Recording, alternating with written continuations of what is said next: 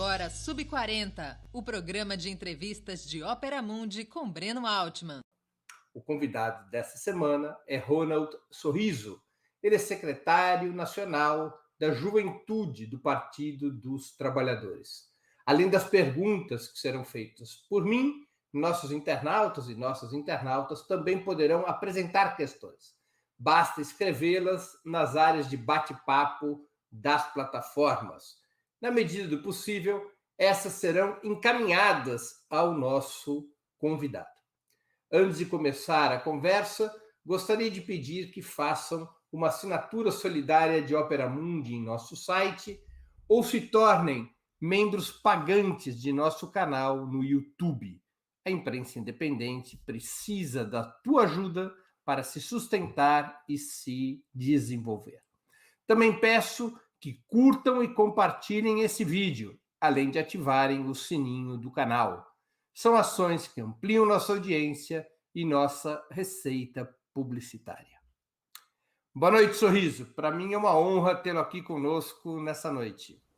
Boa noite, Breno. Aliás, bastante tempo que a gente não se vê, não se fala. Os encontros presenciais não estão acontecendo, infelizmente. Mas sempre é uma possibilidade bacana da gente estar aqui fazendo um debate e, sobretudo, com um jornalista aí tão admirável, uma pessoa importante, um pensador importante da nossa sociedade. Muito obrigado pelo convite. Imagine, Sorriso. Vamos começar pelo início. Quando e onde você nasceu? Nasci em Nova Friburgo, no dia 23 de dezembro de 1989, lá na Serra do Rio de Janeiro, aqui na Serra, na região serrana, no distrito de Conselheiro Paulino. Então, essa é a minha origem. Sorriso é teu nome ou apelido?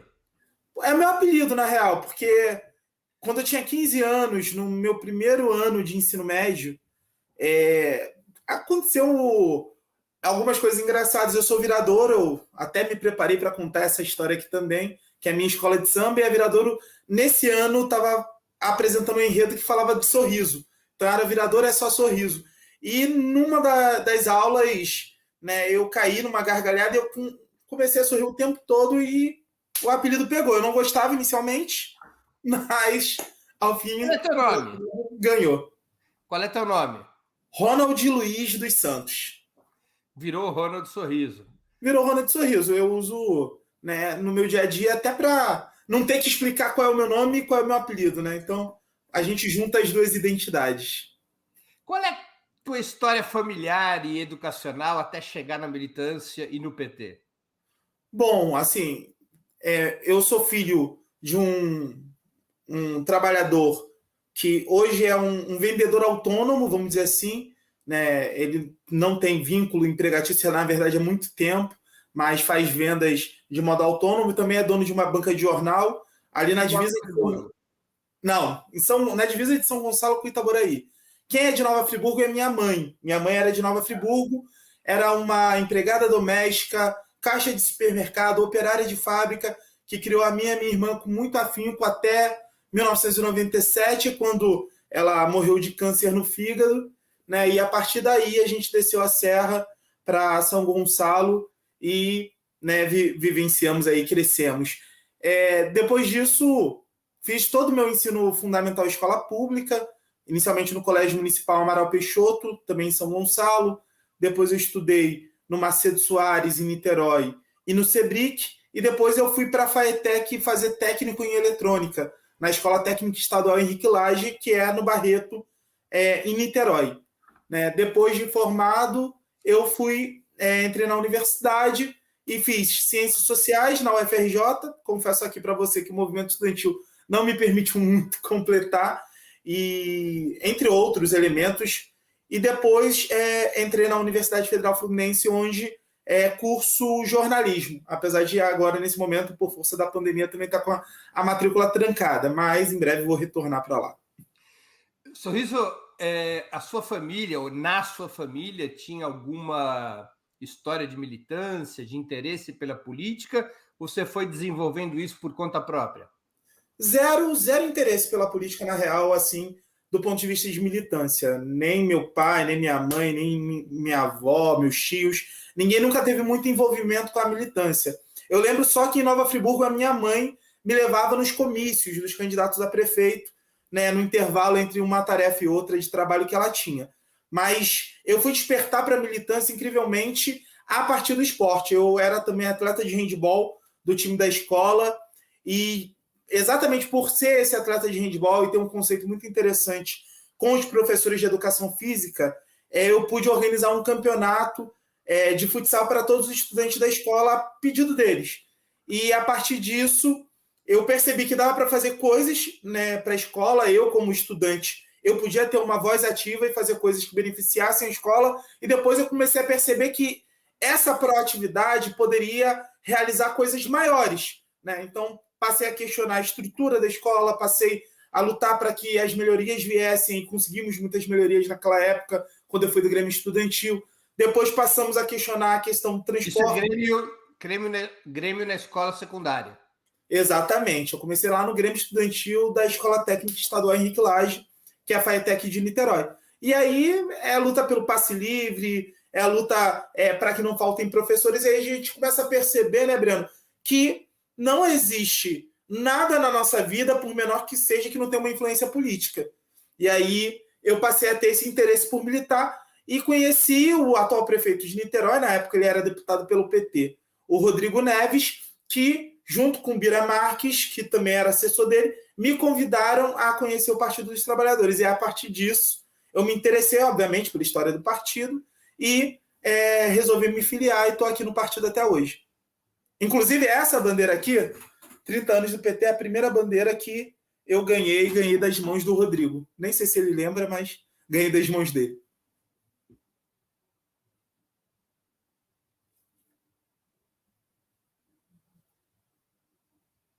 Acho que tá mudo, gente. Voltei. Tá. Técnico aqui. E aí você, através desse contato com o Rodrigo Neves, é que você entra no PT. Exatamente. Não só eu, como meus amigos do Grêmio, Danilo Viana, Bruno Marques, a gente tinha um sonho de fazer uma transformação muito grande, que a gente percebia que não era só da escola, que precisava ser a partir da escola, para a escola, mas para toda a sociedade. A gente entendia isso e resolvemos nos engajar no partido e nos filiamos ao Partido dos Trabalhadores. Meu pedido de filiação é de 2009, mas a minha entrada de filiação só foi se dar em 2011, porque na época a gente tinha muita dificuldade, não era tão fácil como hoje, mas eu me considero petista afiliado desde o ano de 2009. E você entrou no PT e já começou a militar na juventude do PT? Exatamente, a minha porta foi a juventude, exatamente por conta do Grêmio. Participei depois da fundação da União Estadual dos Estudantes Secundaristas aqui do Rio de Janeiro, fiz parte da primeira direção. Depois, quando eu entro na universidade, eu participava de um coletivo e a vice-presidenta da UEE era do meu coletivo. Ela se afasta da militância para ter o filho, e aí me pedem para assumir a vice-presidência da UEE. Então, assim que eu entro na universidade, eu me torno vice-presidente da UEE. Depois, na gestão seguinte, fui secretário-geral. Em seguida, vice-presidente da União Nacional dos Estudantes, na gestão de 2013, 2015. Vivenciei nas ruas aquele 2013 muito louco, né, em que eu ocupava um espaço importante na principal entidade estudantil do país, que é a União Nacional dos Estudantes, a principal entidade de jovens. E, ao mesmo tempo, eu tinha dificuldade de entender como me portar ali. Eu vivenciei muito bem aquela crise ali de 2013. Em 2015, termino a minha gestão na Uni, me torno secretário estadual da Juventude do PT, aqui do Rio de Janeiro, e aí em 2018 sou conduzido, né, a secretário nacional da Juventude do PT, onde vou permanecer até dezembro, quando a gente faz o nosso Congresso Nacional. Então, é basicamente... O próximo. Exatamente, esse dezembro agora. Vamos fazer um congresso online, com todas as limitações, mas um congresso democrático, vai ter votação, vamos ter debate de tese. A gente faz um lançamento, eu queria te convidar, inclusive, dia 14 agora de agosto, a gente vai fazer o lançamento do nosso congresso, e aí, a partir disso, setembro, outubro, congressos municipais, congresso estadual em novembro e congresso nacional do dia 10 ao dia 12 de dezembro. Você está convidado tanto para a nossa abertura quanto para o nosso congresso nacional para ser um dos debatedores. Muito obrigado. Conta um pouco para a gente a história e a organização da JPT. ela é autônoma em relação ao partido, com suas próprias instâncias de orçamento? Como é que ela se organiza? Bom, a juventude do PT, a primeira coisa, ela não era uma necessidade histórica quando o partido foi fundado. Né? Porque todo mundo era jovem. Só de jovens. Exatamente. Então, lá para a década de 90, final da década de 80, prioritariamente, final da década de 90, com o grande projeto do PT de ganhar a União Nacional dos Estudantes, eu acho que isso você acompanhou muito melhor do que eu, que nasci depois, você tem a necessidade de organizar os jovens petistas. E a partir disso você tem o primeiro Encontro Nacional dos Estudantes Petistas e se estabelece um setorial de juventude. Depois, esse setorial se torna secretaria e depois, em 2008, a juventude do PT faz um debate muito forte, porque nós éramos o principal partido da classe trabalhadora, o principal partido do Brasil, referência das massas, mas não conseguíamos organizar uma juventude de massas, tal qual ao JS e outras organizações especificamente. Mas, prioritariamente, assim, a referência na época era o JS. E aí, a juventude do Partido dos Trabalhadores o JS é a União da Juventude Socialista, ligada ao Partido Comunista do Brasil. Exatamente. Ligada, porém, autônoma, independente, com características próprias. E a gente busca tentar aliar essa autonomia, essa independência que a OJS tem, mas também com algo que a gente nunca abriu mão. A juventude do PT nunca abriu mão de ser uma juventude partidária. Então, esse casamento a gente busca fazer desde 2008. E, na verdade, Breno, exatamente por não ter, necessariamente, nós somos um órgão partidário. Nós não temos uma personalidade jurídica diferente do partido, nós estamos dentro do partido, nós não temos um orçamento diferente do partido, nós dependemos do orçamento do partido, entre outras coisas, a gente tem maiores dificuldades, e esse 5º Congresso é exatamente para a gente reafirmar a nossa autonomia, reafirmar os nossos mecanismos de organização, as nossas instâncias, que são próprias, como você colocou, mas reconhecidas pelo partido e participantes das instâncias do partido também, e ver como é que a gente resolve, sobretudo, o nosso financiamento e construir a nossa autonomia, fortalecer a nossa autonomia a partir disso. Então, é um debate muito interessante, muito rico, que a gente quer fazer nessa quadra da história também. A JPT, ela se organiza apenas por instâncias estaduais e municipais, ou ela possui núcleos, formas de organização de base? Ela possui núcleos de base, né? E eu vou citar um que com certeza você conhece, que é o mais famoso núcleo da juventude do PT hoje, que é o Balaio, que é o núcleo de estudante da USP, mas além do Balaio tem outros núcleos de estudantes, tem núcleos zonais, aqui no Rio de Janeiro, por exemplo, a gente tem a juventude do PT da Zona Oeste, que tem núcleos, né, em Bangu, Campo Grande, Santa Cruz, Jacarepaguá, que são núcleos de organização territorial dessa juventude, compreende essa importância, além das instâncias municipais, estadual e nacional, que são as instâncias dirigentes da juventude partidária. Portanto, a gente tem exatamente esses interesses. Além disso, a gente tem os coletivos, né? Que é a pluralidade interna da juventude do PT. Assim como o partido ele tem a sua pluralidade, a nossa juventude ela respeita a liberdade de tendência, liberdade de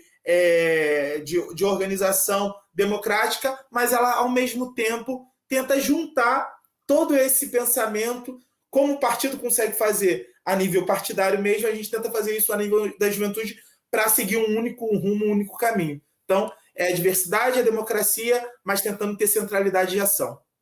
Onde atuam os militantes da JPT? Apenas no movimento estudantil ou também em outros setores?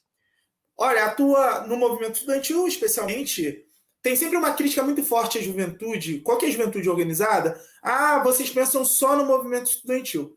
Não pensamos só em movimento estudantil, mas, obviamente, objetivamente, qual foi a nossa tarefa quando o governo? Colocar todos os jovens na escola e na universidade.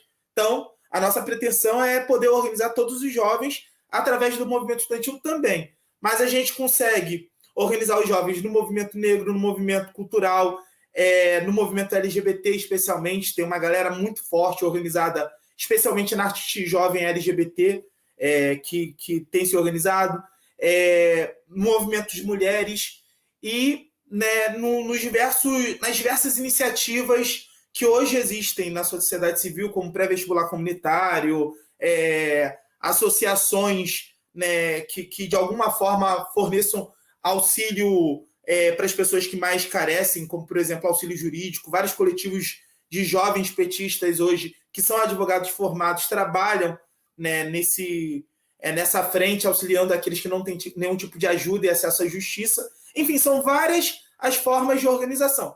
O movimento estudantil acaba sendo o principal, mas a gente abarca todos esses e também o movimento sindical, né, mas a verdade é preciso ser dita, em menor grau hoje em dia o movimento sindical. Para ser jovem no PT tem que ter até que idade? Para participar de um congresso e ser eleito ou eleita, você tem que ter até 29 anos. Eu, quando fui eleito, tinha 28, agora tenho 31. Pô, eu posso ter direito a 2 vagas na direção do PT, então?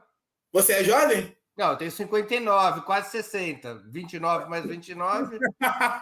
Não. Então, no caso, é só uma vaguinha, você tem direito.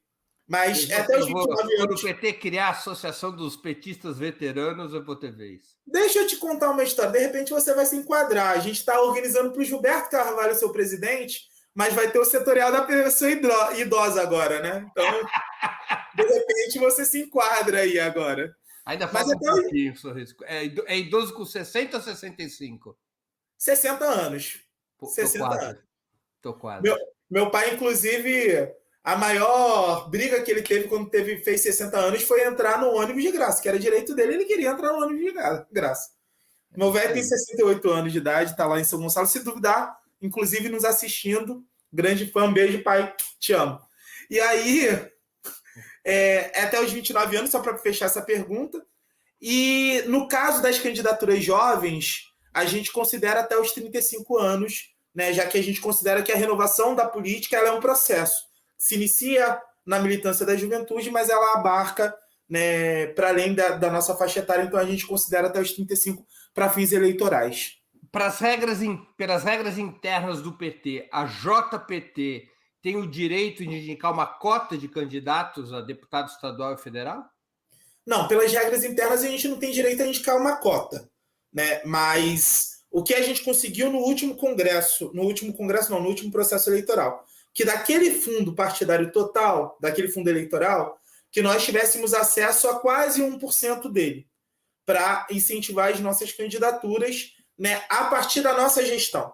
Isso foi muito importante, foi uma vitória não só da juventude, o movimento negro do nosso partido também veio junto, LGBT, setores importantes como cultura, meio ambiente e tudo mais. Essa é a nossa vitória do ponto de vista eleitoral. E do ponto de vista partidário, 20% dos dirigentes eleitos e eleitas pelo partido, em todas as suas instâncias, precisam ter até 29 anos de idade. Né? Além disso, tem a participação étnico-racial, que é no mínimo 20%. A gente sempre trabalha para ampliar isso. O Brasil é um país de maioria negra, 20% é pouco, mas 20% já foi uma importante vitória. E a paridade de gênero, que também é uma vitória que nós nos orgulhamos muito. Metade da direção nacional do Partido dos Trabalhadores, por exemplo, é composta de mulheres e a outra metade é composta por homens. Agora, se a JPT virar uma organização autônoma, essa cota para jovens na direção do PT automaticamente deixa de existir, né? Não. Pelo contrário. A juventude do PT ela vai produzir quadros. E esses quadros eles vão ser oferecidos para o partido para ocupar esses espaços de direção. Entendi. Né? E a nossa autonomia ela se resguarda como uma organização, né, irmã, como uma organização filha, na verdade. A juventude do PT ela passa a ser a filha do Partido dos Trabalhadores, mas com vida própria, né? Com dinâmica própria e podendo, inclusive, gerar opiniões próprias. Não foram poucas as vezes, você sabe, Breno, que foram jovens petistas que empurraram esse partido para frente. Né?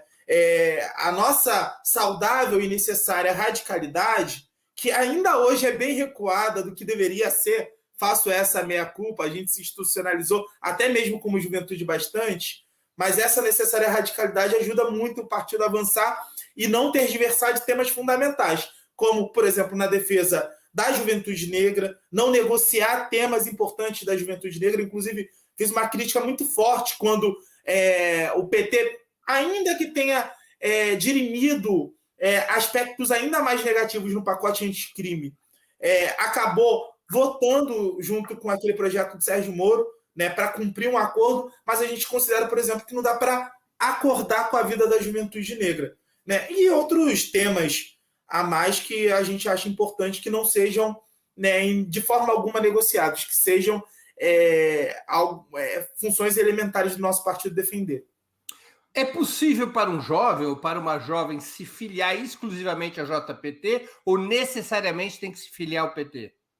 Olha, necessariamente tem que se filiar ao PT, isso foi uma decisão de 2008 da nossa juventude, porque nós consideramos que o PT é nosso instrumento estratégico.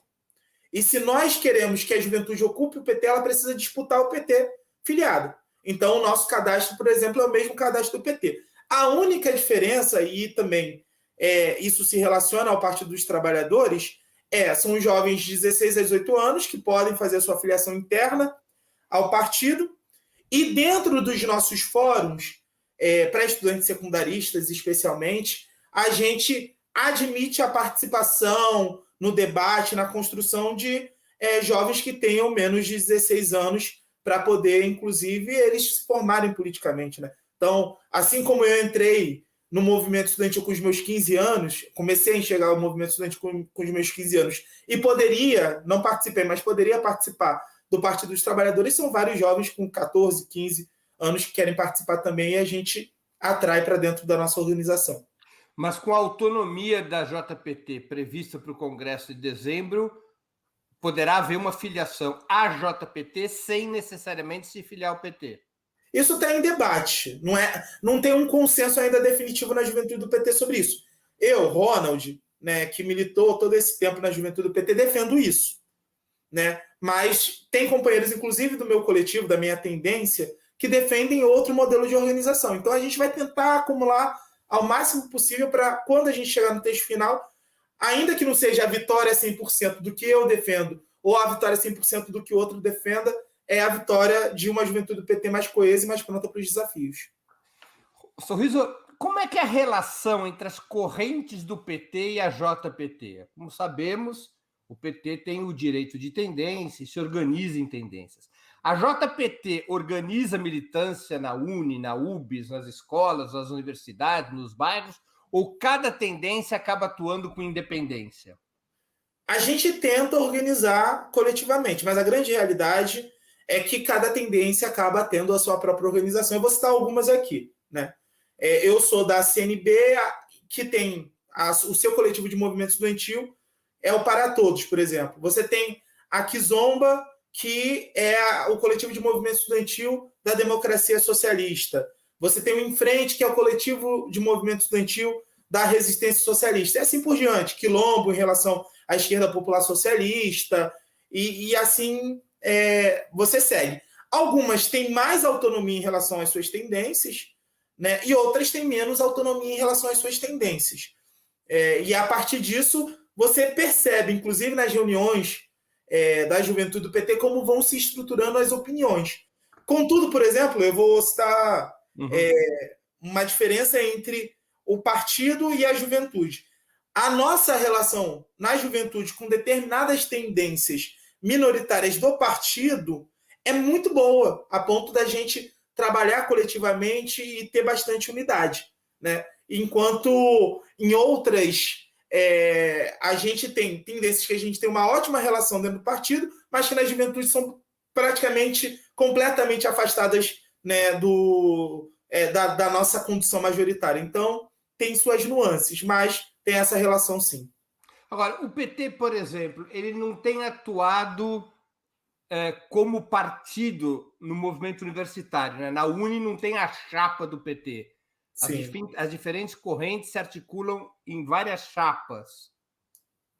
A ideia é conseguir uma atuação unitária do PT na UNE e na UBS? Desde o princípio. Como eu te disse, a fundação da Juventude do PT tem essa origem, lá em 1986, 87. No último congresso da UNE, em 2019, o meu maior esforço foi unificar a Juventude do PT e ter uma posição coesa, de partido. A gente conseguiu avançar ao máximo. Infelizmente, duas tendências acabaram tendo uma outra opinião, que são legítimas a partir das regras que a gente estabelece, né? Mas a gente fez toda uma operação conjunta, por exemplo. A gente sabe que foi muito difícil, naquele momento, fazer com que os delegados chegassem, né? Então, os ônibus foram compartilhados por toda a juventude do PT. A gente fez várias conversas, inclusive com a presidenta Gleisi presente, 3 ou 4 conversas, buscando um trabalho unitário. A gente resgatou o Encontro Nacional dos Estudantes Petistas para tentar unificar, e eu acredito que a gente plantou uma semente. E a atuação da juventude do PT agora na União Nacional dos Estudantes foi muito interessante, porque atuou o máximo coletivamente, atuou junto.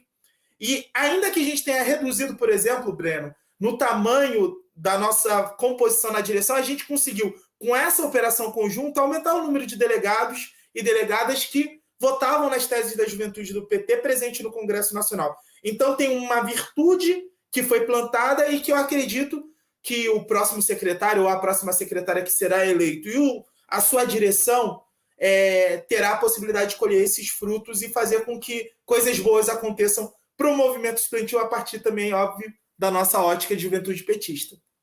A JPT tem suas próprias estruturas de formação política e comunicação?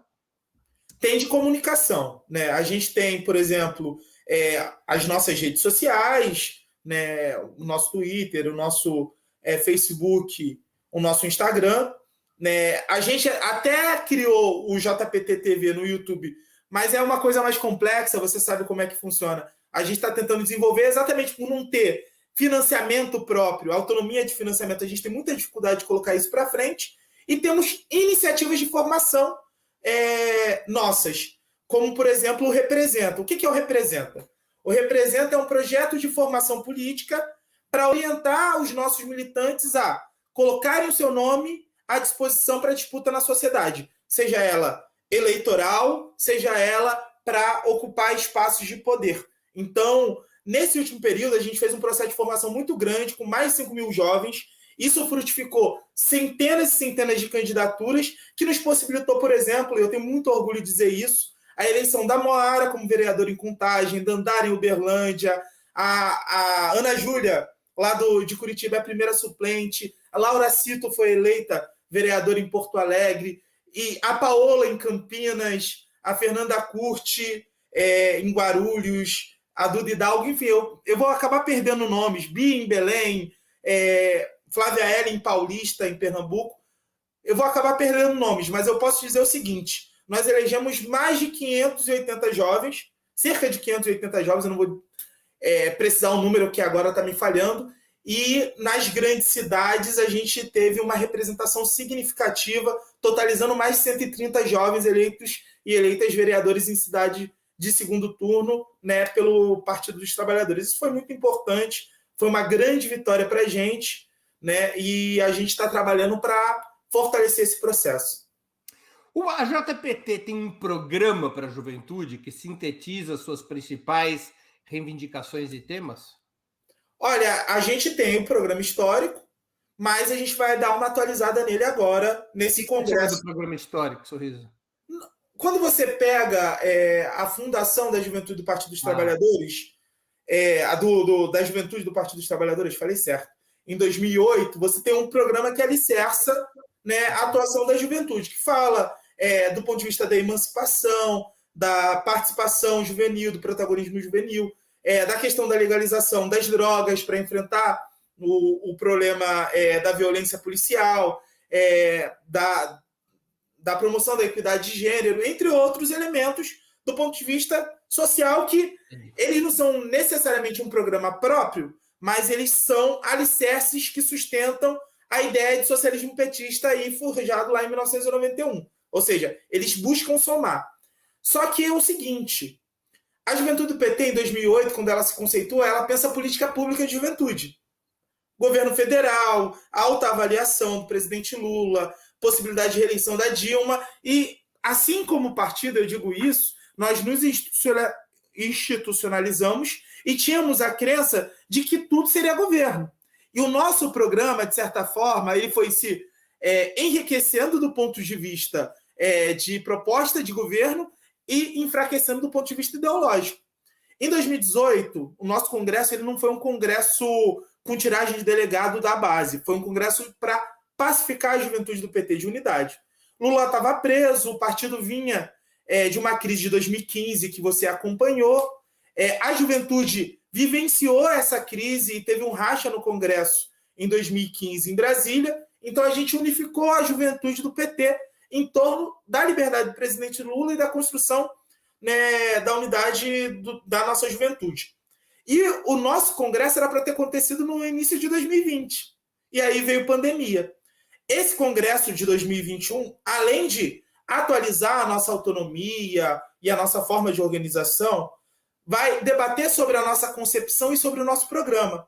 E atualizar esse programa, e eu tenho feito essa fala, para ser uma juventude de massa, de movimento social, uma juventude de embate, que independente do Lula ganhar o governo, não se preocupe necessariamente só com a ocupação dos espaços de poder e não se preocupe com que tipo de política pública vai propor, mas que forma vai formar e forjar um pensamento e uma consciência na juventude brasileira que, caso você tenha um novo golpe, a gente tenha a capacidade da sustentação e evitar que ele aconteça. Que foi algo que, infelizmente, nem os nossos movimentos sociais, nem o partido, e tampouco a juventude do PT estava pronta para dar resposta. Na tua avaliação, o PT e a JPT cativam a juventude ou é correta a percepção de alguns críticos e analistas de que o PT é cada vez mais um partido de cabeças brancas? Até 2018 eu concordava completamente com eles. Acho que o PT ele tinha muita dificuldade de cativar a juventude. Mas eu fiz uma fala num diretório nacional, eu acho que você estava lá presente, lá em Brasília, que eu dizia o seguinte: o presidente Lula, ao ele se insubordinar e demonstrar o tamanho da injustiça que estava sendo cometida, ele demonstra que o PT não é o partido do sistema, que o partido é um partido antissistema, ao contrário do que estavam colocando sobre os nossos ombros. Que o PT não é o partido que avaliza a injustiça, mas que sofre das injustiças, assim como o povo. E dessa forma, primeiro com o Lula, e é importante dizer, primeiro com o Lula, e depois o próprio partido renovando, a presidenta Gleisi com um papel muito importante nesse sentido, passam a ter mais capacidade de atrair a juventude. A gente vivenciou isso em 2018, a gente viu muitos jovens chegando perto, mas ainda olhando de longe.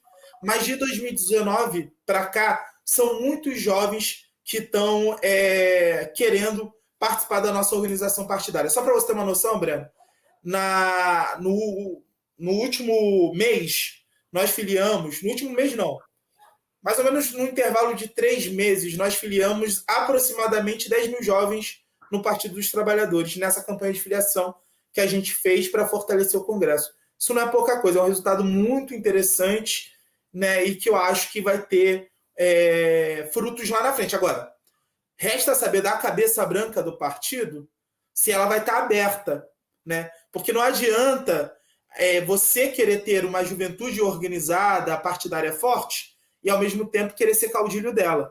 Ela quer ter a tua própria direção, a tua própria radicalidade, ela quer sentar na mesa para conversar de igual para igual. Infelizmente, isso nós ainda temos muita debilidade, não em todos, é verdade, mas na maioria dos quadros do nosso partido. Muitos preferem existe um conflito geracional no PT? Tem, completamente. Essa vitória que eu estou te dizendo, de a gente ter eleito tantos jovens, eu ouvi de um companheiro, deputado federal, deputado estadual, aliás, numa plenária, o seguinte: olha, foi muito importante a gente ter testado esse lance do financiamento para os jovens, para as candidaturas jovens. Agora, essa decisão não pode ser da juventude.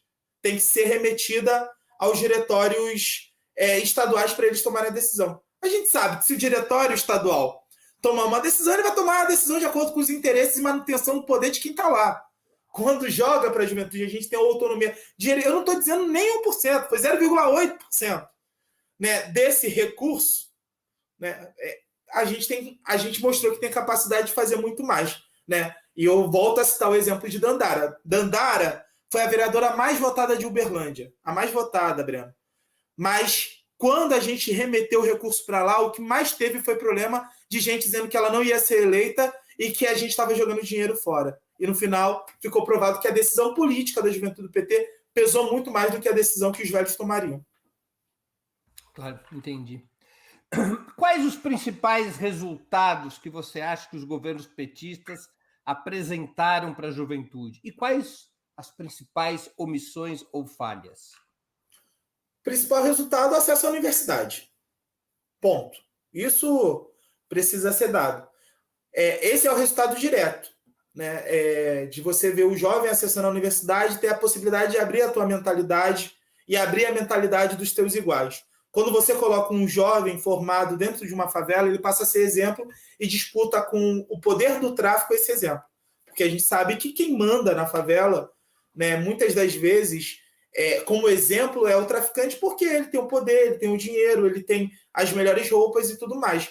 Por outro lado, você vê um jovem advogado, como o Joel Luiz, eu vou citar o exemplo do Joel, que é um exemplo recente, que está lá de terno, gravata, com seu dread, defendendo o teu povo. Ele também passa a ser um advogado, né, o Joel? Isso, lá do Jacarezinho. Ele passa a rivalizar com o tráfico, essa é a referência da juventude. Então, isso é a vitória mais importante que o partido teve diretamente com a juventude. Tem outras vitórias que são indiretas, né? Eu vou citar um exemplo meu mesmo, de vida. Meu pai, até hoje, não tem uma casa própria, então não dá para dizer que Minha Casa Minha Vida solucionou o problema de moradia da minha família diretamente, mas meu pai mora de aluguel. Do ano de 1997, como eu te disse, que eu desci a serra para morar em São Gonçalo quando minha mãe faleceu, até o ano de 2005, né, quando o governo Lula começou os efeitos dele começaram a ser mais sensíveis, eu morei nesse período em 12 casas. Ou seja, 8 anos, 12 casas. Todo ano, por exemplo, era um despejo diferente. Depois de 2005, todas as vezes que houveram mudanças, e só foram 2 da parte do meu pai, foi porque meu pai quis, porque achou que era melhor para o trabalho, porque achou que era melhor para a família, para a casa dele. Então, isso é uma vitória importante que não é uma vitória da juventude, mas que me afetou diretamente. Porque permitiu ter amigos, né? Permitiu ter amigos, exato. Antes, meus amigos eram só os da escola. Depois, eles passaram a ser os amigos do bairro também. E aí, o efeito, o que falhou completamente é a questão do encarceramento da juventude negra e enfrentamento à violência. A gente precisa colocar o dedo na ferida, dizendo o seguinte: eu concordo em gênero, número e grau que o acesso à educação, né, e o fortalecimento da educação é o que vai dar resultado nesse quadro. Por outro lado, houve um forte investimento nas polícias, sem reformá-las, sem desmilitarizá-las, e quando eu digo desmilitarizar, não é só acabar com a PM, não, porque a Polícia Civil, a Guarda Municipal, a Guarda Civil Metropolitana, elas estão extremamente militarizadas. Então, desmilitarizá-las e que faz com que a gente tenha o maior índice de encarceramento registrado nos nossos governos e o maior índice de morte também de jovens negros registrado no nosso governo. Muitos pelas mãos da polícia, outros pela mão do poder paralelo. E aí eu tenho que novamente citar um exemplo meu. Eu perdi 4 pessoas na minha família para violência. Um tio, em 1991, a minha avó até hoje acreditava, até a sua morte, na verdade, ela morreu em 2013, acreditava que o corpo dele iria aparecer. Ele era policial militar. Né? Morreu não se sabe como, não se sabe onde. Na verdade, todo mundo sabe como aconteceu, mas nunca se investigou. Eu perdi um primo, né, assassinado pelo tráfico, no Morro dos Marítimos, lá no ano de 2004, 2005. Eu perdi um primo próximo, assassinado pelo tráfico na Fazenda dos Mineiros, em São Gonçalo, mas antes torturado pela PM para entregar aos traficantes. Ele foi torturado pela PM, depois solto para ser entregue pelo tráfico e ser morto. E depois um sobrinho meu que foi assassinado pela milícia também em São Gonçalo. São 4 pessoas na minha família. Infelizmente, a grande realidade que a gente vive hoje é que isso não foi refreado pelos nossos governos. Não que os nossos governos não tenham sido bons. Eu coloquei todos os elementos aqui. Eles foram maravilhosos em vários pontos de vista. Mas ele precisa enfrentar esse problema. E eu acho que o presidente Lula, Breno, quando ele vem no Rio e faz aquela reunião que ele fez, quando ele recebe o Douglas Belchior e a Coalizão Negra e faz o debate que ele fez, ele começa a abrir os olhos e compreender que a solução não vem dos iluminados da academia, não vem de cima, ela vem de baixo, vem da favela, e é a favela que vai ditar a sua própria paz. Por onde passa o tema do enfrentamento dessa questão? Legalização das drogas, fim dos autos de resistência, por onde passa? A legalização das drogas, ela é um caminho, mas ela não é uma finalidade de si própria. Eu sempre digo, eu disse isso uma vez num debate no Encontro Nacional dos Estudantes Negros e Negras e Cotistas da UNE, em Salvador, eu não lembro o ano, que era o seguinte, olha, beleza, você tira o tráfico e você não coloca nada no lugar para alimentar a economia da favela, a favela ela vai acabar buscando outras formas de sobreviver e que vão estar marginalizadas e que também vão ser oprimidas pelo Estado, pelo poder repressor. Então, você precisa pensar o que você coloca no lugar. Porque ali existe uma cadeia produtiva. A gente reconhecendo ou não. O jogo do bicho é uma cadeia produtiva histórica do Rio de Janeiro, que alimenta desde uma birosca da esquina que consegue se sustentar a partir da instalação de um ponto de jogo do bicho, até uma escola de samba e outras coisas mais. Eu estava conversando aqui, o Bangu, na década de 80, o Botafogo sai da fila com o Emil Pinheiro, um com o Emil, outro com o Castor. Então você precisa colocar alguma coisa no lugar, para que a economia continue girando e as pessoas que são afetadas positivamente pelo ilícito, o varejista de drogas ou o apontador do jogo do bicho, ele seja realocado no mercado. Sem realocar no mercado, sem inserção social, você não vai ter caminho algum. Então, é inserção social. De que forma isso vai se dar é o que a gente precisa debater. O que a gente coloca no lugar desses ilícitos para que eles saiam. Aí eu lembro daquela entrevista do Ney da Rocinha, em que ele diz o seguinte, é entrevista ou ele fala numa passagem do livro dele, eu não lembro direito, mas eu acho que é entrevista para o El País. Ele vira e fala, olha, quando teve o PAC na Rocinha, foi o período que eu perdi mais soldado. Todo mundo ia lá conversar comigo porque queria trabalhar na obra do PAC. Eu acho que aí está apresentado um caminho. Se você tem intervenção na favela para resolver os problemas estruturais, contratando as pessoas da própria favela, a gente pode ter um resultado bastante interessante para ter essa inserção social. E aí, outros elementos, que caberiam em mais 2 horas de conversa, mas que é melhor não prolongar, porque senão fica sem fim. Sorriso, deixa eu te colocar uma questão sobre aquilo que você acha que foi a maior conquista dos governos petistas, que foi a inclusão no ensino superior. De fato, quando começa o governo Lula, havia 3 milhões de matrículas no ensino superior. Quando a presidenta Dilma derrubada, esse número de matrículas era superior a 8 milhões. Isso. Mas isso não alterou o modelo privatista do ensino. A taxa de matrículas no ensino privado, quando começou o governo Lula, era de 65%. Quando terminou o governo Dilma, era de 69%. Quando terminou, tinha subido para 75%. Quase 80%, né? Isso não é um problema no modelo? Isso é um problema. Eu acho que tem 2 problemas aí. Primeiro, teve uma aposta correta, na minha visão, obviamente, claro, de pegar aquela tarefa filantrópica que as universidades tinham, mas que não se sabia como elas executavam, e transformar no ProUni. Claro. E aí você Antes do ProUni, era uma das maiores trambicagens do país. Exato. Aliás, depois do ProUni, ainda teve várias universidades que se mantiveram dessa forma, viu? Aqui no Rio de Janeiro, inclusive, a Uniswan, até hoje, é dessa forma que ela faz a filantropia. Mas, de resto, eu acho que isso ajudou a organizar. O ProUni estatiza a bolsa de estudo. Exato, mas, ao mesmo tempo, como você tem uma necessidade de produzir em escala a política, você permite a ampliação de vagas por preços que não necessariamente são os preços de tabela de mercado. Ou seja, um curso que muitas das vezes era cobrado R$1.000, para citar um exemplo, na tabela do ProUni aparecia como R$2.000.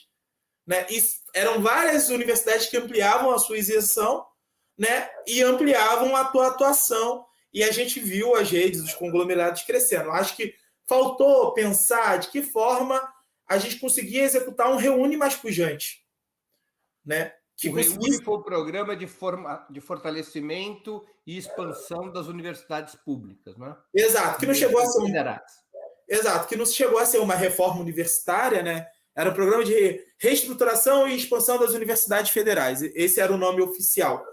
Não chegou a ter esse papel, mas que ajudou também a universidade a chegar em vários cantos do nosso país. Mas eu acho que dava para ser mais ousado nesse sentido, e o dinheiro que foi alocado no privado poderia ter sido alocado no público. Por outro lado, esse imediatismo que a gente acaba tendo no Brasil de políticas de governo, né, e uma avaliação de eleições bianualmente acabou levando a essa necessidade maluca de expansão para a política ser aprovada. E aí a gente tem esse processo de expansão. Agora, no governo Lula, como a gente não erra caso o Lula venha a ser presidente novamente? Ou ele, ou quem ele indicar, ou enfim, mas a gente acredita que vai ser o Lula o nosso candidato. E a segunda coisa, e aí eu faço crítica e sempre fiz, mesmo no movimento estudantil, é ao FIES. O FIES foi muito bacana, muito importante, só que ele previa o aquecimento no mercado. E são vários os jovens que não foram contratados. São vários que são engenheiros, né, e que estão desempregados e com pires na mão e uma dívida na outra, sem saber o que fazer com essa dívida. E para completar, a gente tem um Congresso Nacional e um governo que não se preocupam em renegociar essa dívida, em amortizar, ou mesmo perdoar essas dívidas. Não é porque está pago, o governo pagou, a dívida é com a Caixa, né? Então, daria para você repensar. Acho que a gente, quando apresentar um programa para as eleições, agora no Congresso da Juventude do PT, temos que debater o perdão dessas dívidas do FIES, né? Porque está pago, o governo pagou. E uma reforma do modelo. E uma reforma do modelo, né? Eu acho que o FIES é algo que a gente, inclusive, tinha que abdicar e fortalecer a parte pública. Não digo que essa vai ser uma posição da Juventude do PT no Congresso. Talvez, né, chegue nessa avaliação de que é importante manter o FIES. Mas a minha avaliação hoje é essa. Como? Essa é a tua posição. Exatamente. Sorriso, deixa eu tocar num assunto que você de leve abordou, mas que eu queria conhecer a tua opinião, porque é importante.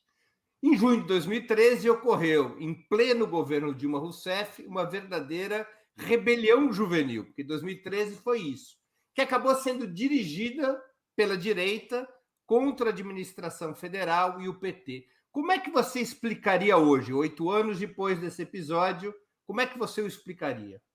O que aconteceu em 2013?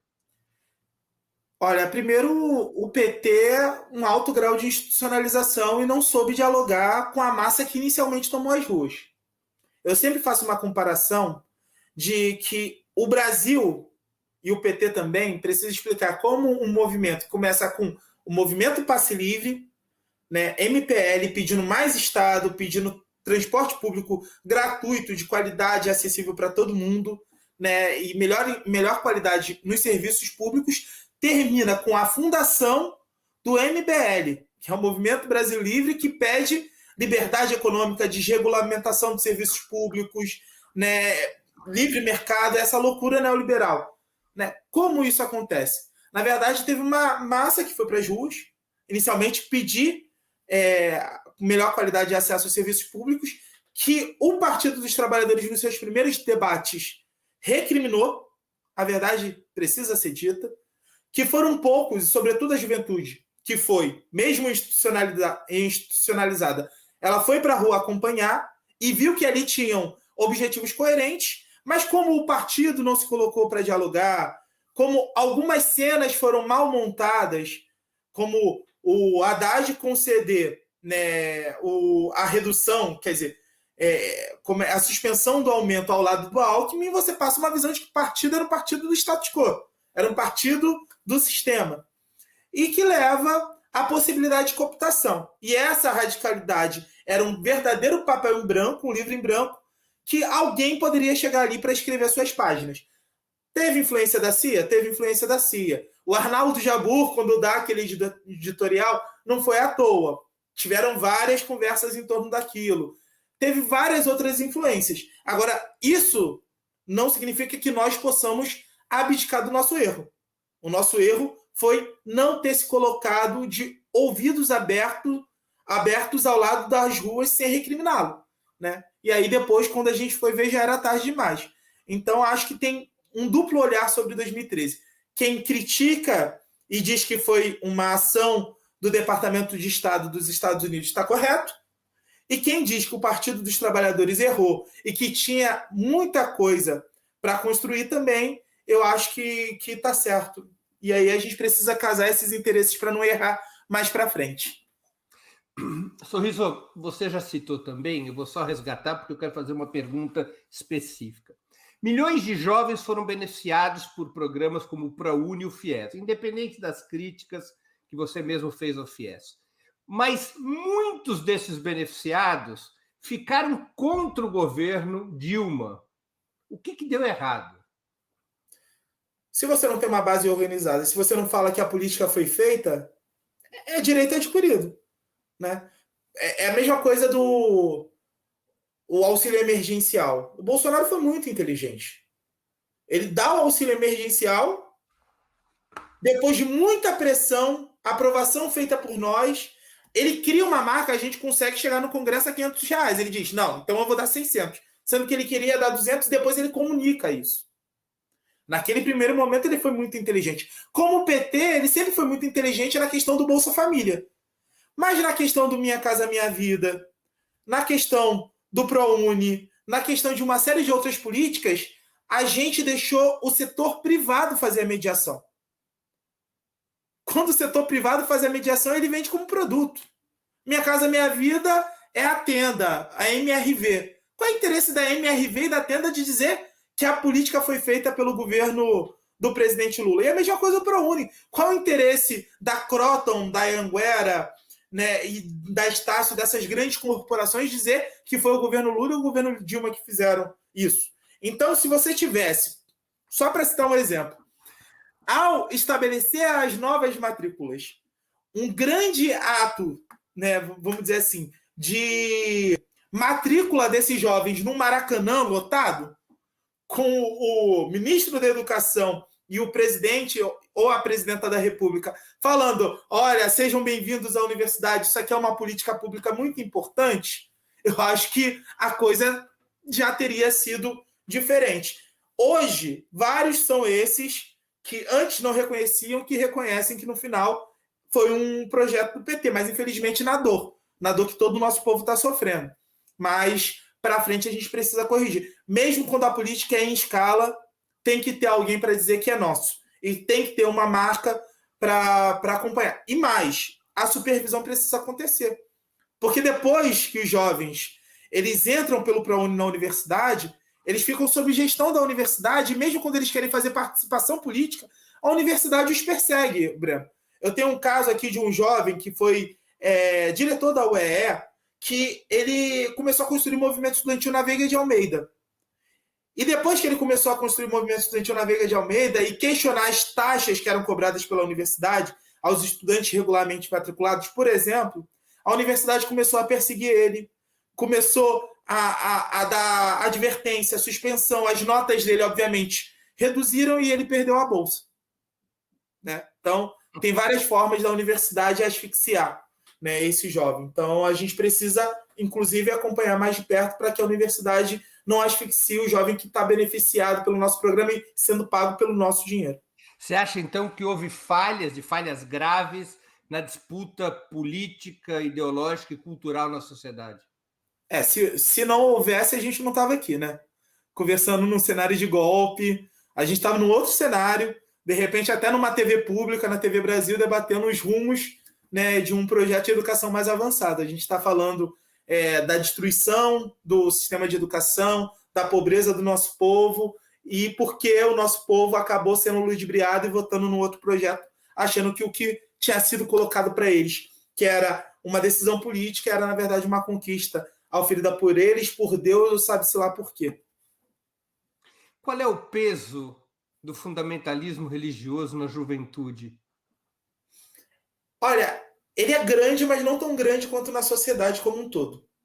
Mas a grande realidade é que as igrejas evangélicas, elas organizam jovens como ninguém. Eu estava vendo um congresso realizado eu não lembro qual foi a denominação evangélica, mas uma daquelas, né, que apoiaram Bolsonaro e que coloca todos os jovens para gritarem em função do seu mito.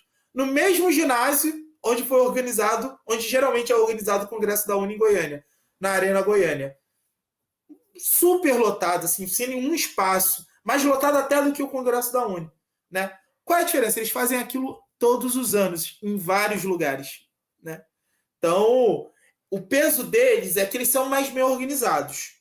Agora, a virtude nossa é que a nossa juventude, ela questiona, ela não se submete. Então, hoje, por exemplo, você observa o resultado de todas as pesquisas, com exceção da Data Poder, que até agora eu não entendi a contradição que ela faz no setor da juventude em relação aos outros. O Lula ele tem 69%, 68% no setor da juventude, né? E mesmo a juventude que não foi criada no governo dele. Eu tenho 31 anos, eu tinha 16 anos em 2006. Ainda não era altamente politizado. Então, fui deixando para depois e não tirei meu título de eleitor. Essa vai ser a primeira eleição, se o Lula for candidato, que eu vou votar no Lula. Que eu vou ver o barbado lá. Se eu, com 31, vou ter essa possibilidade, aquele que tem 26, 25, 24, ele vai ter essa possibilidade, e digo mais, ele nem sabe direito o que foi o governo Lula. Mas ele está apostando no Lula não só pela história, mas pela própria redenção que ele se permitiu ter.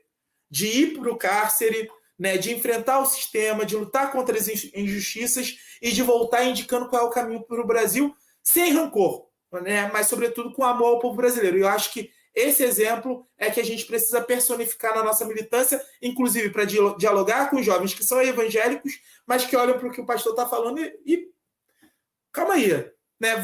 Que olha para o que o padre está falando e diz, isso não está tão certo.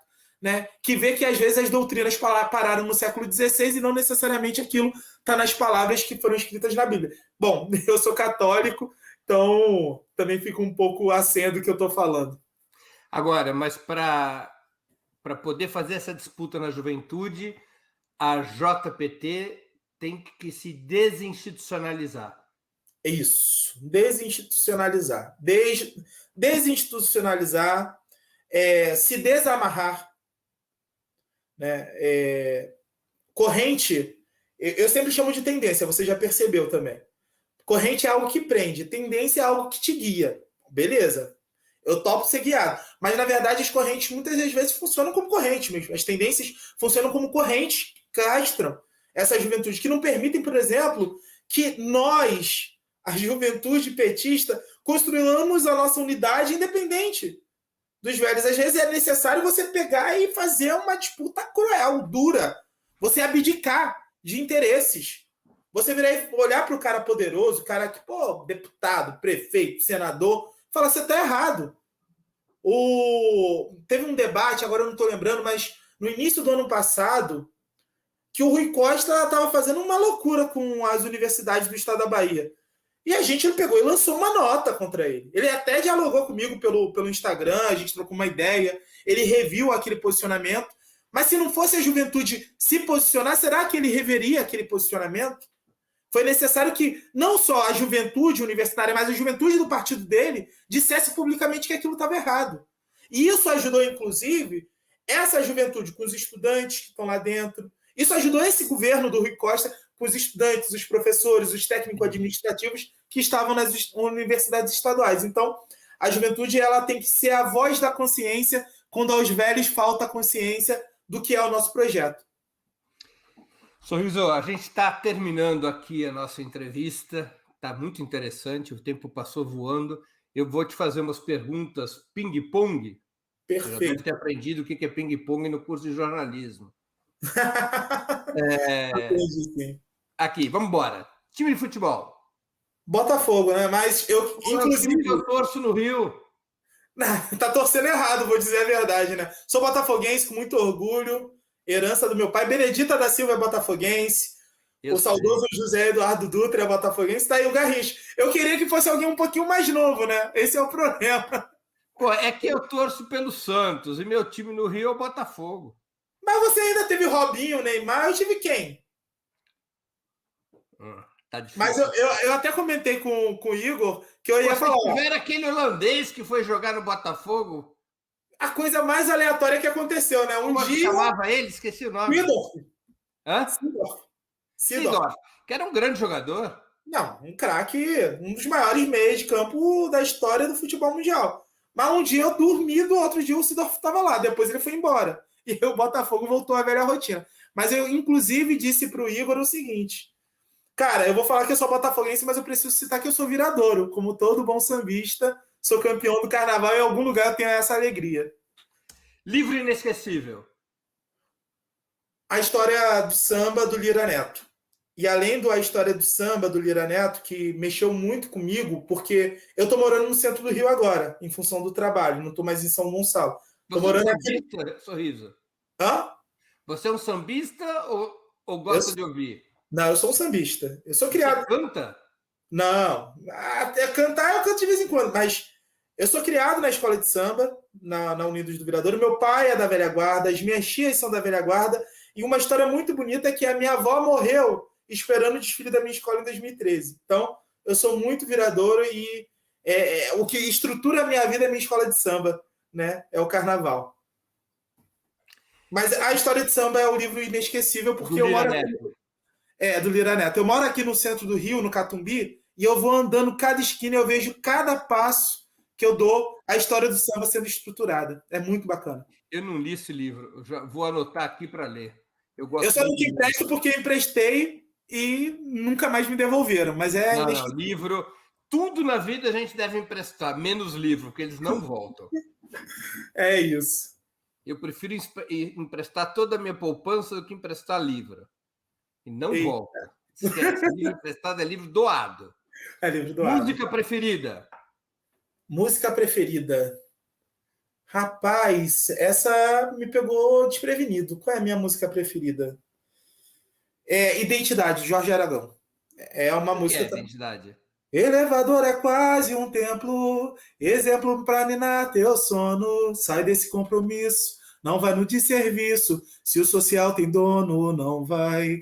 Quem cede a vez não quer vitória. Somos herança da memória. Temos a cor da noite, filhos de todo açoite. Fato real de nossa história. E o refrão diz: se preto de alma branca pra você é o exemplo da dignidade, não nos ajuda, só nos faz sofrer e nem resgata a nossa identidade. Bacana, gostei da palhinha. Filme marcante. Então, eu até estava comentando com os meninos. Eu gosto muito de comédia. E um filme que eu gostei muito, porque teve uma mensagem muito legal e eu recomendo para todo mundo, é A Vida Secreta de Walter Mitty. Eu acho esse filme extraordinário, porque ele me faz rir do início ao fim e, ao mesmo tempo, refletir que o importante da vida é viver. Não é necessariamente só sonhar. É bem legal. Ídolo político? Lula, claro, mas Benedita da Silva. Evento histórico do qual gostaria de ter participado? A posse do Lula de 2002. É nessas horas que eu me sinto velho. Eu acho 2002 tão recente. Eu coloquei alguma coisa que eu poderia ter vivido. 2003, né? A posse em 2003. 2003. 1º de janeiro de 2003. Isso. Essa posse eu acho que deve ter sido sem igual. Eu acho que mesmo a de 2023, se vier, não vai ser a mesma coisa. Mas eu vou estar lá também. Então vou ser feliz. Acho que vai ser grande, viu? Tomara. Sorriso, muito obrigado por teu tempo e por ter participado do Sub-40. Eu tenho certeza que nossos internautas aproveitaram muito, além de terem se divertido nessa hora de conversa. E ouvimos aqui o talento musical do Sorriso, cantando a capela de primeira linha. No limite, então, contato para show, o número é... Deixa quieto. Ele está saindo da Secretaria Nacional da JPT e iniciando uma carreira de cantor. Já começa aqui, ó. Obrigado, Sorriso. Obrigado, Breno. Um abraço. Até logo, gente. Até logo. Chega ao final mais uma edição do programa Sub-40. Hoje, nosso convidado foi Ronald Sorriso, secretário nacional da Juventude do PT.